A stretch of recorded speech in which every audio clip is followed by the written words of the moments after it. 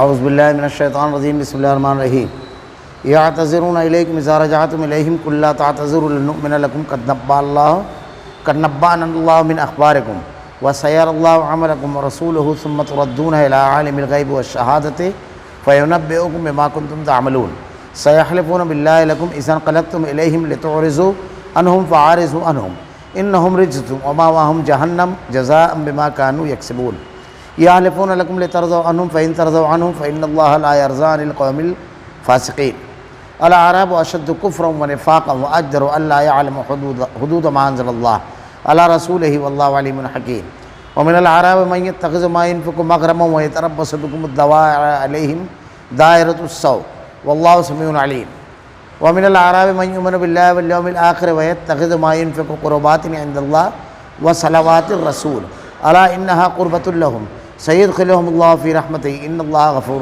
رحيم۔ یہ لوگ تمہارے سامنے عذر پیش کریں گے جب تم ان کے پاس واپس جاؤ گے، آپ کہہ دیجئے عذر مت پیش کرو، ہم کبھی تم کو سچا نہ سمجھیں گے، یقیناً اللہ ہم کو تمہاری خبر دے چکا اور آئندہ بھی اللہ اور اس کا رسول تمہاری کارگزاری دیکھ لیں گے۔ پھر ایسے کے پاس لوٹائے جاؤ گے جو پوشیدہ اور ظاہر سب کا جاننے والا ہے، پھر وہ تم کو بتا دے گا جو کچھ تم کرتے تھے۔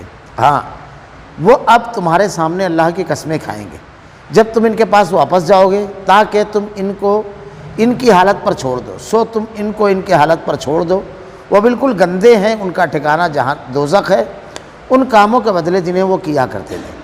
وہ اس لیے قسمیں کھائیں گے کہ تم ان سے راضی ہو جاؤ، سو اگر تم ان سے راضی بھی ہو جاؤ تو اللہ ایسے فاسق لوگوں سے راضی نہیں ہوتا۔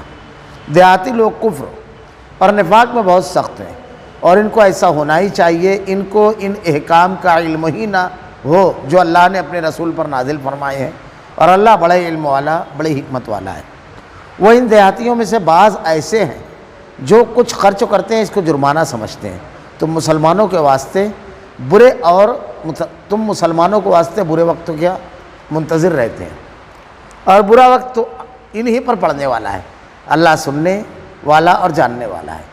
اور بعض اہل دیہات میں ایسے بھی ہیں جو اللہ پر اور قیامت کے دن پر ایمان رکھتے ہیں، جو کچھ خرچ کرتے ہیں ان کو عند اللہ قرب حاصل ہونے کا ذریعہ اور رسول کی دعا کا ذریعہ بناتے ہیں۔ یاد رکھو کہ ان کا یہ خرچ کرنا بے شک ان کے لیے موجب قربت ہے، ان کو اللہ ضرور اپنی رحمت میں داخل کرے گا، اللہ بڑی مغفرت والا، بڑی رحمت والا ہے۔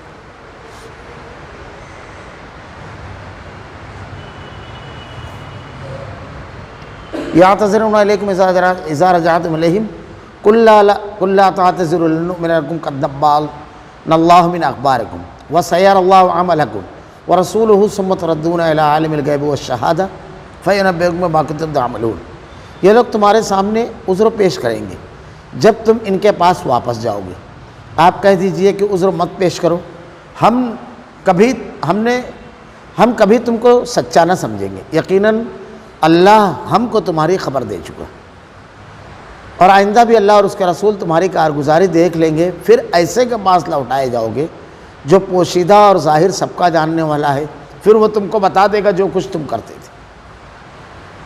اللہ رب العالمین نے غزوہ تبوک سے جب اللہ کے نبی صلی اللہ علیہ وسلم لوٹے تو منافقین کے ایک طبقے کا تذکرہ کیا اور ان کے کردار کا۔ جیسے منافقین کے 3 طبقات الگ الگ ہیں، وہ آگے تینوں کی بحثیں آ رہی ہے، دیہاتی لوگ، شہر میں رہنے والے لوگ۔ تو اللہ تعالیٰ نے ان لوگوں کا تذکرہ کیا اور رسول کو یہ بتا دیا کہ جب تم غزوے سے واپس لوٹو گے تو یہ تمہارے پاس آ کر کے اپنی معذوری ظاہر کریں گے کہ مصروفیت تھی، فلاں حملہ تھا، فلاں تھا، یعنی ایسا عذر پیش کریں گے جس سے ایسا محسوس ہو کہ یہ معذور تھے اس وجہ سے نہیں گئے ورنہ ضرور جاتے۔ یہاں دیکھیے آیت میں اللہ تعالیٰ نے حکم بیان کیا ہے، واقعہ بیان کیا ہے، لیکن عقیدے کی صفائی کیسے ہوتی ہے۔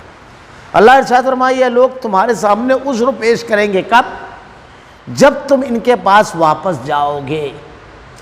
اللہ بیان کر رہا ہے کہ واپس جب جاؤ گے تو یہ ہونے والا ہے۔ اگلے معاملات کی، آگے آنے والے واقعات کی خبر کس کو ہے؟ صرف اللہ تعالیٰ کو ہے، علم غیب صرف اللہ کو ہے۔ تو اللہ تعالیٰ خبر دے رہا ہے، یہ عقیدہ بھی صاف کر لینا چاہیے کہ اللہ کے نبی کو اللہ بتا رہا ہے کہ اب یہ ہونے والا ہے، جاؤ گے تو تم۔ ہمارے یہاں لوگ غیب کا عقیدہ بنا لیتے ہیں، یہ صاف ہوا۔ آگے آپ کہہ دیجئے عذر مت پیش کرو، ہم کبھی تم کو سچا نہ سمجھیں گے۔ یقیناً اللہ کے نبی صلی اللہ علیہ وسلم کو حکم دیا جا رہا ہے کہ ان کا عذر قبول نہیں کرنا، یہ پیش کرے تو بول دینا کبھی سچا نہیں سمجھیں گے۔ کیوں نہیں سمجھیں گے سچا؟ یقیناً اللہ ہم کو تمہاری خبر دے چکا، اس لیے کہ اللہ بتا چکا ہے رسول کو، تو رسول کو جب علم ہو گیا تو علم کی بنیاد پر رسول نے کہا کہ سچا نہیں سمجھیں گے۔ تو رسول کو خود سے غیب کا علم نہیں ہوتا ہے، اللہ تعالیٰ خبر دیتا ہے رب العالمین۔ رب العالمین نے کہا کہ ہم نے خبر دے دی، اللہ کے رسول نے کہا کہ اللہ تعالیٰ ہم کو یہ بتا چکا، اور آئندہ بھی اللہ اور اس کے رسول تمہاری کارگزاری دیکھ لے گا، کیونکہ جو کچھ بھی رہے گا اللہ تعالیٰ خبر دے دے گا اپنے رسول کو وحی کے ذریعے، تو تمہارا معاملہ کھل جائے گا۔ ایک آدمی اگر نفاق کی بنیاد پر عمل سے دور ہوتا ہے، دین کے لیے قربانی نہیں کرتا ہے، تو اس کا کوئی معاملہ چھپا نہیں رہتا ہے۔ اللہ تعالیٰ نے جب نبی موجود تھے تو نبی کو وحی کے ذریعے خبر دے دی، اب جب نبی موجود نہیں ہے تو اللہ تعالیٰ علیم و حکیم ہے، وہ خبیر ہے، وہ لطیف ہے، وہ باریک بین، بڑا باخبر ہے، اس کو سب چیز کی خبر ہے۔ لیکن یہیں پر ذرا رک جانا چاہیے کہ اس سے کم درجے کے لوگوں کو خبر نہیں ہوتی ہے، صحابہ کرام کو خبر نہیں ہو سکی۔ اللہ تعالیٰ نے یہ خبر کس کو دی؟ نبی کو۔ صحابہ کرام سادات اولیاء تھے، اب کوئی کتنے بھی اونچے مقام پر پہنچ جائے وہ یہ دعویٰ نہ کرے کہ غیب کی خبر، اندر کی باتیں جانتا ہے، کیونکہ اللہ کے نبی کے اوپر وحی آتی تھی تو اللہ رب العالمین نے اللہ کے نبی کو بتایا وحی کے ذریعے۔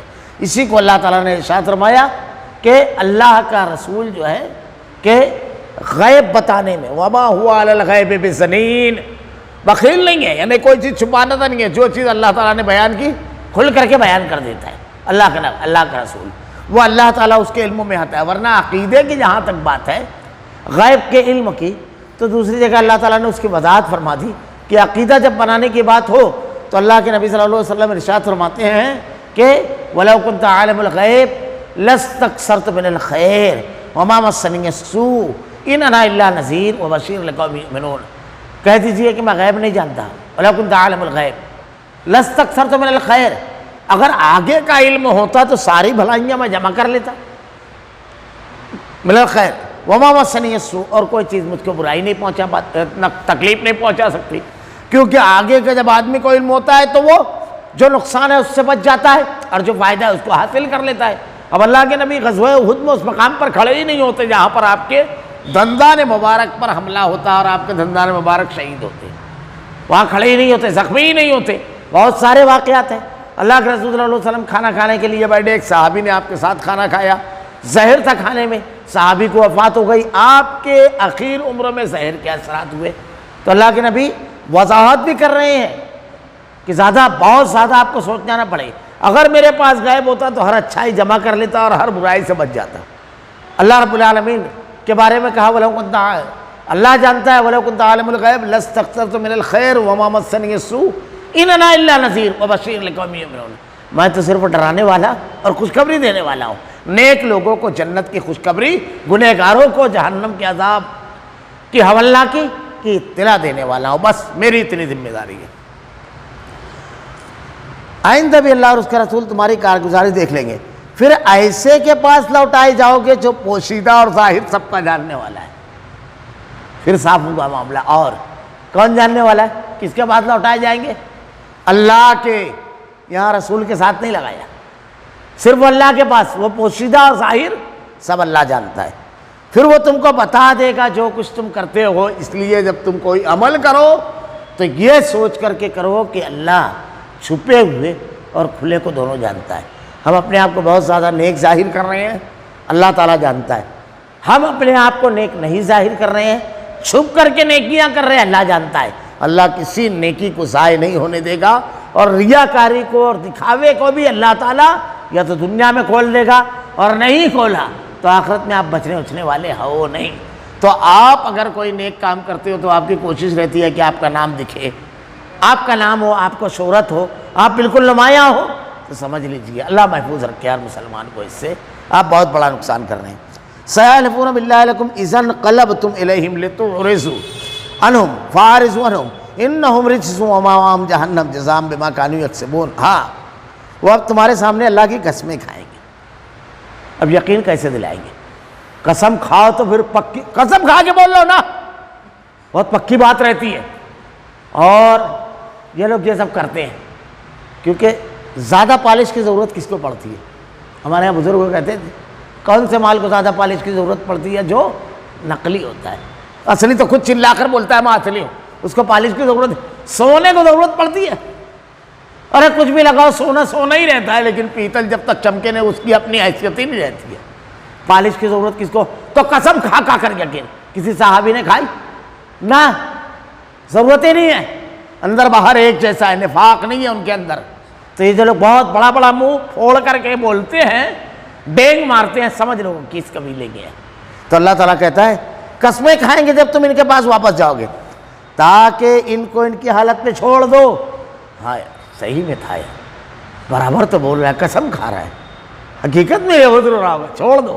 یہ مت بولو کیوں نہیں شریک ہوا تھا جہاد میں، کیوں قربانی کے ٹائم غائب تھا، کیوں اسلام کی خدمت کرنے کے ٹائم کہیں نظر نہیں آتا. نہیں، ایسا حضر ایسی قسم کھا کھا کر کے گلا پھاڑ پھاڑ بیٹھا کر بول رہے ہیں کہ آدمی بولے جان دے ختم کر معاملہ. یہاں تو ختم کرا لیا لوگوں میں. کیا ہے؟ اب یہ چھوڑ دو سو تم ان کو ان کی حالت میں چھوڑ دو، وہ بالکل گندے ہیں. اب اللہ کا فیصلہ سن لو. مومنین کو حکم ہے، اندر کا حل تو تم نہیں جانتے، تم فتویٰ مت دو، تم مت بولو کچھ، تم کو نہیں بولنا ہے، تم کو ان کے حال پہ چھوڑ دینا ہے. اب اللہ تعالیٰ نے ان کے بارے میں فیصلہ سنایا. ہمارے یہاں فتویٰ نکالنے کا بہت مزاج ہے نا لوگوں کو. یہ دیکھیے تم گندے ہو، یہ اللہ تعالیٰ فیصلہ دے رہا ہے. ان کا ٹھکانہ انجام دنیا میں کون ہے؟ گندے، اور آخرت میں ان کا ٹھکانہ دوزخ ہے. ان کاموں کے بدلے جنہیں وہ کیا کرتے تھے اللہ تعالیٰ انجام بھی بتا دیا ان کا. اب آپ کو نہیں کرنا ہے، آپ کے سامنے جو ہے اس کے مطابق عمل کرنا ہے، ان کی حالت میں ان کو چھوڑ کے ختم کرنا ہے. یحلفون لکم لترضوا عنہم فإن ترضوا عنہم فإن اللہ لا یرضی عن القوم الفاسقین. وہ اس لیے کہ قسمیں کھائیں گے تم ان سے راضی ہو جاؤ.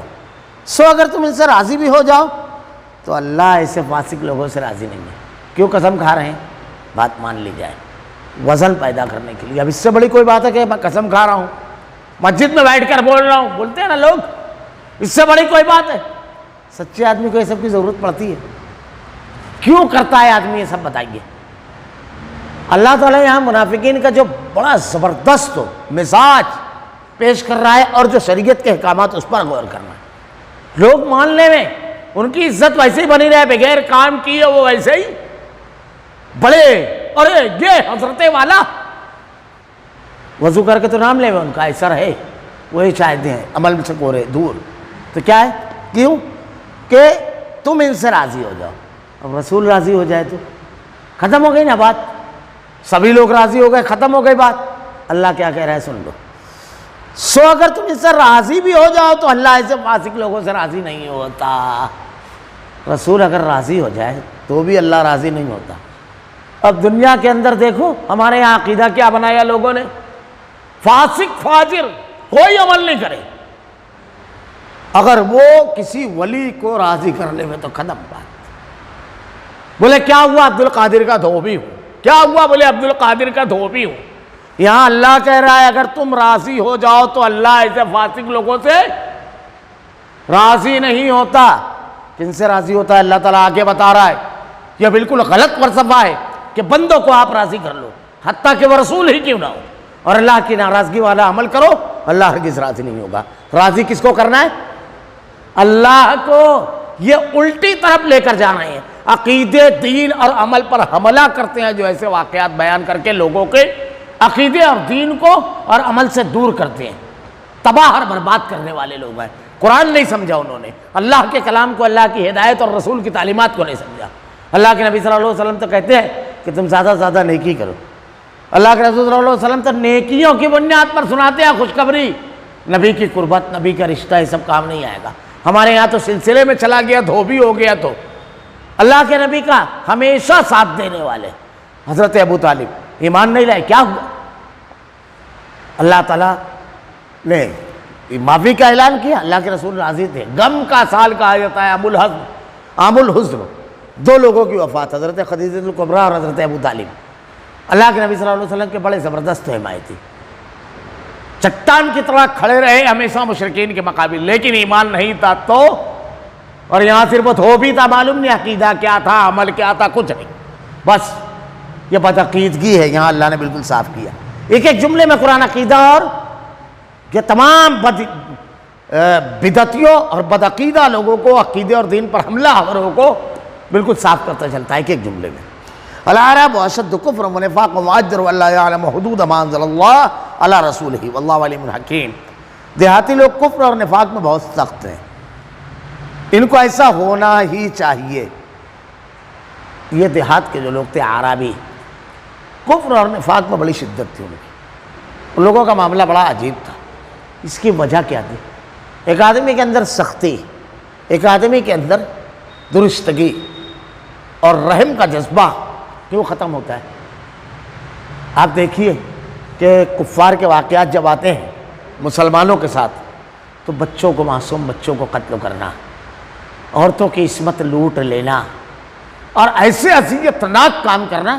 آپ بوسنیا وغیرہ کے واقعات پڑھیں، پیٹ چیر کر کے بچہ نکالا اور جانور کے بچے کو داخل کیا، کیا نہیں کیا، مظالم کیسے نہیں۔ ملک شام میں کیا ہوا، ہمارے یہاں کے واقعات، زندہ جلا دینا ابھی چل رہا ہے۔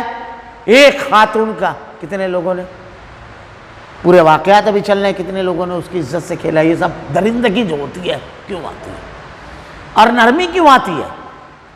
حالت جنگ میں بھی مسلمانوں کے یہاں آپ کو یہ واقعات نہیں ملیں گے۔ تو اللہ تعالیٰ نے وجہ بیان کی، بڑی سختی۔ اچھا سختی کہاں تک تھی معلوم ہے؟ آپ دیکھیے اولڈ ہوم کے اندر کس کے بوڑھے ہیں؟ مسلمانوں کے ہیں۔ یورپ میں ہیں اور ہندوستان کے اندر دیکھیے آپ کس کے بوڑھے ہیں؟ کون ہے جو بڑھاپے میں بچے اپنا اپنا سروس کر کے اپنا اپنا نکل جاتے ہیں؟ کس کے یہاں یہ سب معاملات ہیں؟ اور میں تو ہمیشہ کہتا ہوں کرونا میں کس کے یہاں ہوا کہ باپ کی اور ماں کی لاش چھوڑ کر کے بھاگ گئے؟ کیا ہوا؟ تو دیکھیے یہ کیوں نرمی آتی ہے۔ اللہ تعالیٰ نے کہا ان کو ایسا ہونا چاہیے، معاملات نہیں بہت سخت ہو۔ اللہ کے نبی صلی اللہ علیہ وسلم کے پاس ایک مرتبہ ایک دیہاتی آیا تو اللہ کے رسول صلی اللہ علیہ وسلم نے بچے کو اٹھا کر بوسہ لیا، تو وہ کہتا ہے آپ بچوں کو بوسہ لیتے؟ اس کے لیے بڑی حیرت انگیز بات تھی۔ تو اللہ کے رسول صلی اللہ علیہ وسلم نے کہا کہ اللہ تعالیٰ نے تمہارے دل میں نرمی نہیں رکھی ہے تو اس کا میں کیا علاج کر سکتا ہوں؟ بچوں سے محبت نہیں ہے تو میں کیا کر سکتا ہوں اس کا؟ ان کو کیوں ہے یہ سب؟ ان کو ان احکام کا علم ہی نہ ہو جو اللہ نے اپنے رسول پر نازل فرمائے۔ شریعت نہیں ہوتی ہے تو یہ سب ہوتا ہے۔ شریعت نہ ہونے کے بے شمار نقصانات میں سے ایک نقصان یہاں یہ بیان کیا۔ کیا؟ ایک نقصان یہ بیان کیا کہ نرمی دل میں نہیں آتی ہے۔ کب آدمی کسی کے درد کو اپنا درد بنا لیتا ہے؟ کب؟ شریعت۔ اللہ کے نبی نے کہا کہ تمہارا پڑوسی بھوکا سوئے گا تو تم سے اللہ سوال کرے گا۔ اللہ کے نبی صلی اللہ علیہ وسلم نے کہا غصہ جو اللہ کا ہے صدقہ اس کو ٹھنڈا کرتا ہے، اللہ کے راستے میں خرچ کرو، چاہے ایک کھجور جو کسی کو بھوکے کو کھانا کھلائے گا اللہ تعالیٰ اس کی ضرورت کو پورا کرے گا۔ ظالم اور مظلوم دونوں کی مدد کرو۔ یہ سارے احکامات شریعت کے دیے ہوئے ہیں۔ تو یہ کس کی بنیاد پر آئے گی؟ اللہ اور اس کے رسول کے احکامات پر عمل کرنے۔ دو چیزیں آ گئی یہاں پر، ہر چیز آتی جائے گی۔ منافقین کا طریقہ ہے نبی کے سامنے آ کر وضاحت کر رہے ہیں، اللہ کے رسول کو اللہ علم دے رہا ہے، تم وضاحت کر دو کسی کے بھی سامنے، وہ تمہاری وضاحت مان جائے تو تم بچنے والے نہیں ہیں۔ اب نبی نے جب نہیں جان سکے، اللہ نے علم دیا تو نبی سے کم درجے والا کیسے جانے گا کہ اس کے اندر کیا ہے؟ اب ہمارے یہاں تو جنت کے سرٹیفکیٹ بانٹتے ہیں۔ دوسری بات، اللہ تعالیٰ نے کہا یہ تجھ کو راضی کر لے میں، لیکن میں راضی نہیں ہوں گا۔ تو رسول کو راضی کرنے پر بھی منافقین کو اللہ نے کہا فاسق لوگوں سے راضی نہیں ہوگا اللہ۔ اب یہاں پر کسی ولی کو راضی کر لو، اس کے در پہ بیٹھ جاؤ، اس کی گلی سے گزر جاؤ، دھوبی بن جاؤ، ہو گیا۔ یہ بدعقیدگی بھی صاف ہوئی۔ تیسرا، نرمی کب آتی ہے؟ نرمی اخلاق، اعلیٰ ترین اخلاق کب آتی ہے؟ جب شریعت پر آدمی عمل کرے، طریقت پر، باپ دادا کے رسم و رواج پر، مسلک پر، یہ تمام چیزوں سے نہیں آئے گی۔ اللہ تعالیٰ نے ارشاد فرمایا ہے اللہ اور اس کے رسول کے احکامات، اللہ کی نازل کردہ ہدایت کے مطابق اگر تم اپنے آپ کو ڈھالو گے تو بہترین انسان اور بہترین کردار کے حامل بنو گے۔ یہ ضابطے دیے جا رہے ہیں۔ وَمِنَ الْأَعْرَابِ مَن يَتَّخِذُ مَا يُنْفِقُ مَغْرَمًا وَيَتَرَبَّصُ بِكُمُ الدَّوَائِرَ عَلَيْهِمْ دَائِرَةُ السَّوْءِ وَاللَّهُ سَمِيعٌ عَلِيمٌ۔ اور ان دیہاتیوں میں سے بعض ایسے ہیں جو کچھ خرچ کرتے ہیں ان کو اس کو جرمانہ سمجھتے ہیں، اور تم مسلمانوں کے واسطے برے وقت کے منتظر رہتے۔ دونوں چیزیں دی گئی، ان کا اپنا کردار اور مسلمانوں کے بارے میں ان کی سوچ۔ ٹیکس کی طرح نکالنے میں جان نکل جاتی، جرمانہ سمجھتے ہیں، ٹیکس سمجھتے ہیں زکوٰۃ دینا۔ حیرت لگتی ہے، مالیگاؤں شہر کے اندر جس سے پوچھو بڑا عجیب لگتا ہے، کیا ہوا اتنا پلاٹ ہے، کتنے کی پراپرٹی ہے؟ پلاٹ کا لین دین کرتا ہوں، خریدتا ہوں، پھر کچھ دن بعد بیچتا ہوں، پراپرٹی کتنے کی ہے؟ 1 کروڑ کی، 70 لاکھ کی، 2 کروڑ کی۔ رمضان المبارک میں سمجھ ہی میں نہیں آتا زکوٰۃ کہاں جاتی ہے، کیا نکالتے ہیں؟ بعض لوگوں تو بالکل آسانی سے کہہ دیتے ہیں وہ تو ایسے ہی خرید کر رکھا ہوں میں، جبکہ اس کی تجارت کر رہے ہیں، مال نمو ہے وہ، اس کی زکوٰۃ۔ ایک مسلمان مجھ سے آ کر یہ کہتا ہے زکوٰۃ کے معاملے میں، اسی کے رشتہ دار نے مجھ سے شکایت کی تو وہ مسئلہ پوچھنے آیا تو بولے کتنی ہے؟ تو میں نے کہا 1 کروڑ پر 2.5 لاکھ روپیہ، 40 لاکھ پر 1 لاکھ، 40,000 پر 1,000۔ تو کہنے لگا میں کماتا ہوں اور اتنا پیسہ نکال کر دے دوں؟ ٹیکس سمجھتا ہے جرمانہ، انکم ٹیکس بھرے گا، جب انکم ٹیکس آفیسر آئیں گے سارے ٹیکس بھرے گا، اور عقیدہ اور ایمان نہیں ہے، اس رزاق نے دیا یہ سمجھتا ہے میں اپنی صلاحیت سے کما رہا ہوں، اور یہ جو مال تیار کر رہا ہے مزدوریا کرنا ہے، پاور ہی ختم ہو جائے، کوئی اور مسئلہ ہو، کرفیو لگ جائے، کوئی اور پرابلم آ جائے، مارکیٹ میں تمہارا لے کر بیپاری بھاگ جائے۔ ابھی کل ایک آدمی پرسوں واقعہ بتا رہا تھا کہ ایک آدمی اس کا 70 لاکھ، ایک آدمی 30 لے کر بھاگ گیا۔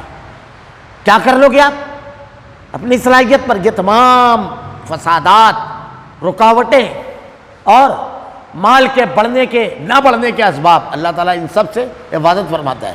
وہ تمہارے مال کا میل ہے، پھر اس کے بعد جس غریب ضرورت مند تک پہنچتا ہے اس کے دل سے نکلی ہوئی دعائیں تمہاری کامیابی کے راستے کھول دیتی ہے، اللہ تعالیٰ ان کو قبول کرتا ہے۔ تو اللہ نے تمہارے خیر کے لیے کیا ہے کہ اس کے حصے کا مال تمہارے حصے میں ڈال دیا، اب تم دے رہے ہو، بدلے میں تم کو نیکی مل رہی ہے۔ لیکن یہ دیہاتی لوگ کیا سمجھتے ہیں؟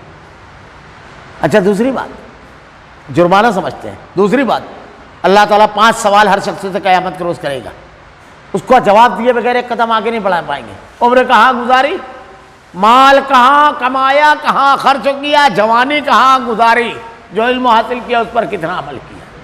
ہمارے مال کا ریشو کو دیکھو، کتنا % اللہ کے راستے میں۔ ریچارج تو ہر مہینے والا 200-250 سے کم نہیں ہے، یہ ریچارج مار رہے ہیں۔ آخرت کا ریچارج کتنا مارتے ہیں؟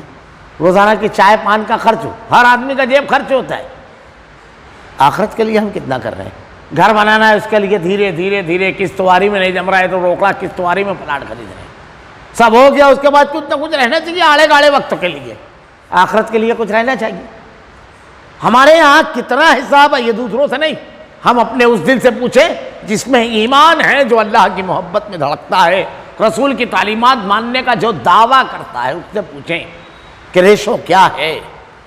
تو اللہ تعالیٰ نے کہا کہ یہ جرمانہ کون سمجھتا ہے؟ منافق۔ اگر جرمانہ سمجھ رہے ہیں تو کیا ہے، خود فیصلہ کر لیں، دوسرے سے پوچھنے کی ضرورت نہیں۔ دوسری چیز، تم مسلمانوں کے واسطے برے وقتوں کے منتظر رہتے ہیں۔ ارے بہت آگے آگے چل رہا ہے، دین کا بہت کام کر رہا ہے، بہت اللہ کے واسطے، رسول کے واسطے، بس اس کا برا وقت آئے تو اس کو خوشی ہوگی، انتظار کرتا ہے اس کے برے وقت کا، ٹیکا نہیں بنتا ہے، پھر اس کے زبان کھلتی ہے۔ میں تو بول رہا تھا نا، میں تو سمجھا رہا تھا، اس کی زبان کھلتی ہے۔ ہمارے یہاں بہت سارے لوگوں کا مزاج ہے، انفرادی بھی، کسی کا برا وقت تو آتا ہے بھاگ جاتے ہیں، وہی تو سہارے کا وقت رہتا ہے، وہی ٹیکا دینے کا وقت رہتا ہے، اسی وقت تو آدمی کاندھا تلاش کرتا ہے۔ یہ نفاق رہتا ہے کہ کسی کے برے وقتوں کا آدمی انتظار کرے۔ وَمِنَ الْأَعْرَابِ مَن يُؤْمِنُ بِاللَّهِ وَالْيَوْمِ الْآخِرِ وَيَتَّخِذُ مَا يُنْفِقُ قُرُبَاتٍ عِندَ اللَّهِ وَصَلَوَاتِ الرَّسُولِ أَلَا إِنَّهَا قُرْبَةٌ لَهُمْ سَيَدْخُلُهُمُ اللَّهُ فِي رَحْمَتِهِ إِنَّ اللَّهَ غَفُورٌ رَحِيمٌ۔ اب دیہات کے لوگوں کا تذکرہ ہے، شہر کے لوگوں کا تذکرہ ہے، منافقین کا۔ اب دیہات میں مومنین بھی رہتے ہیں، شہر میں مومنین بھی رہتے ہیں، تو ان کے بارے میں جو ایمان والے ہیں، فاسق منافق، ان کا تو تذکرہ اور انجام اللہ نے بتا دیا۔ اب اہل ایمان اور بعض اہل دیہات ایسے بھی ہیں جو اللہ پر اور قیامت کے دن پر ایمان رکھتے ہیں، دل سے ایمان رکھتے ہیں، اللہ پر رکھتے ہیں تو اللہ کی رضا اور خوشنودی کی کوشش، قیامت پر ایمان رکھتے ہیں تو قیامت کے روز اللہ کے جناب میں نیک بندے کی حیثیت سے کھڑے ہوں، مجرم کی لائن میں نہیں، یہ ان کا معاملہ ہے۔ قیامت پر ایمان ہے تو جو خرچ کرتے ہیں اس کو عند اللہ قرب حاصل کرنے کا ذریعہ اور رسول کی دعاؤں کا ذریعہ بناتے ہیں۔ اب جو اللہ کے راستے میں خرچ کرتے ہیں تو دو، اللہ راضی ہو جائے، دوسرا اللہ کے نبی صلی اللہ علیہ وسلم کی ایک چیز یہاں بیان کی گئی ہے، اللہ کے نبی کی دعا۔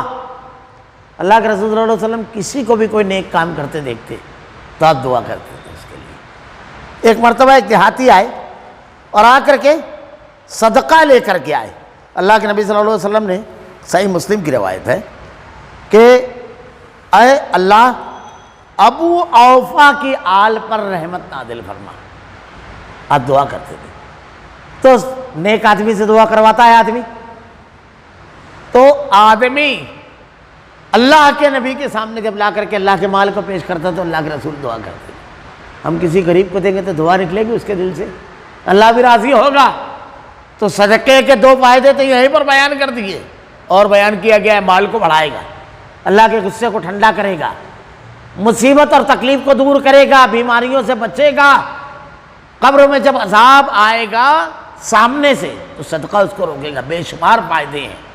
یہاں فائدہ بیان کیا گیا کہ دعا حاصل کرنے کا ایک ذریعہ بھی صدقہ ہے، تو وہ یہ ذریعہ کو استعمال کرتے تھے کہ اللہ کے رسول ہمارے لیے دعا کرتے ہیں،